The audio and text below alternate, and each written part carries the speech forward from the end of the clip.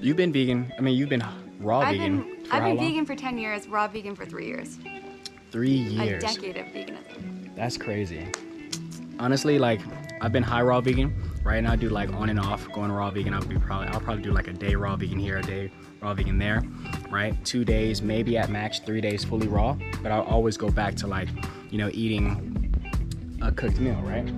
But recently I've been fully raw, and I've been doing a raw 30-day challenge with everybody in my tribe, the BTCOW tribe, right? My online free community, the private community. So today marks day 11. It's crazy for me because I'm feeling normal, and last time I tried to go raw, like fully raw, I was like struggling with like muscle. You've been around me, and I eat a lot because I'm used to the raw lifestyle. You have to eat a lot more in volume, but that's so good for people because they can finally eat until they're fully satisfied physically, mentally. They feel good after, they can enjoy their food and enjoy their life. And most of the changes that happened for me when I went raw vegan was the spiritual benefit of just feeling light in your body rather than heavy all day. But also just the small things like having more energy to... Okay, wait. We're about to get there. So look, I want to talk about, you know, 5 benefits to being fully raw vegan. Or actually, let's do 5 tips for going fully raw vegan, okay? Eat enough. Okay, eat enough. As in, like, maybe actually kind of track your food at first to make sure you're getting enough calories. Then after that, just be intuitive and eat as much as you desire. Give yourself permission. Okay. Yeah, so for me, when I went raw vegan, something I say that's been like really important is simply eating enough fruit, okay? If someone doesn't eat enough fruit, that's when they get hungry for the cooked food, because no food is as bad as no food. If you eat no food, you're not going to be healthy, and any food would be better than no food. So yeah, in that context, it's healthier to eat some potatoes. But obviously we're trying to eat more fruits, more nutrient dense. And even if you're going to include a little bit of nuts and seeds on a raw vegan lifestyle, eat lots of fruit before you eat that nut and seed meal, because otherwise you're going to have to eat tons of calories of the nuts, and you're going to get dehydrated, you're not going to feel as good, your digestion will be slow, you'll still be hungry, you'll crave fruit, you eat the fruit after, then you get fermentation in your gut and lots of gas.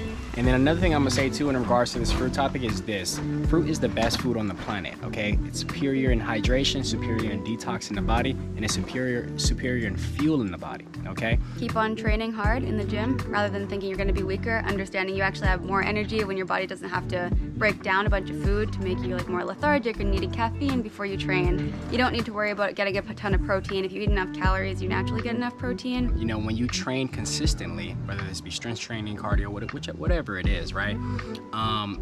Working out will help with the cravings, okay? Because it's going to send off the happy feel-good chemicals within your brain. Good thing to keep in mind too is a lot of people that enjoy savory foods, they actually enjoy sweet foods, like a beef jerky that has tons of sugar in it, or chicken fingers with plum sauce. Like, people actually are still addicted to sugar. So usually a savory person will still like a fruit-based diet. I don't think I can actually get this right. Hey! No, you're like cleaning my teeth with it. I saved you a lot. Wow. So much more juicy. Tomato? Yeah. Oh wow, you just harvested it. It just came into me because... It just came into you. We're just gonna start this off like that. Huh? Yeah. Okay, fine. Whatever.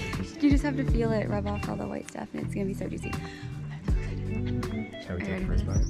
Yeah. I'm gonna eat the whole thing in one bite so you don't get any. Oh my gosh. Yeah, I definitely have to take a bite. It's almost cooked, but it's really good. But wow.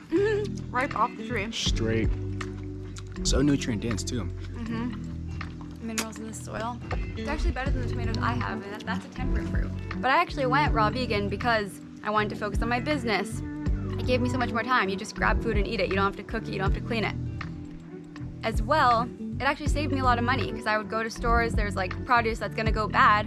Nobody's gonna eat it fast enough, but I could eat it really quick because I ate a lot of fruit, or I could freeze it, make it into smoothies. So you're saving food waste. And that's really big for eating disorders as well, which I'm just gonna throw in there. If they're not like leading to any food waste with feeding a bunch of animals a bunch of food, or the food going bad, but there's also not food waste of like people throwing up their food. So all around it's just like a very healing diet and very affordable, because you're not gonna be, even if you're addicted to drugs or alcohol, you don't have to pay for that anymore either. Like, there's just so many other things. You don't have to pay for expensive healthcare bills down the line. It just saves so much time and so much money. Yeah. And makes you money, because you can be a better entrepreneur when you're fueled with like a ton of energy and a ton of time. And lastly, Focus. in focus. As I have no focus right now. Lastly, you know, I just want to say any food that you grow yourself is always going to be 1,000 times better than anything that you get from the grocery stores, okay? But anyways, this is me and Jen's experience with going raw and our 5 tips for being fully raw vegan. So yeah, like the video. Ciao.